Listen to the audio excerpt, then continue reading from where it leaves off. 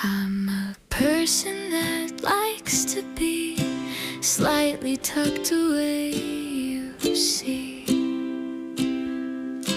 A little nook, a dark cranny, a quiet corner is really me. A dappled spot, a shady place, the sun not shining in my face. Sometimes it's nice not to blink twice, to curl in a lap and just to nap. A lemonade's a handy aid, or sips of tea, a slurp or three.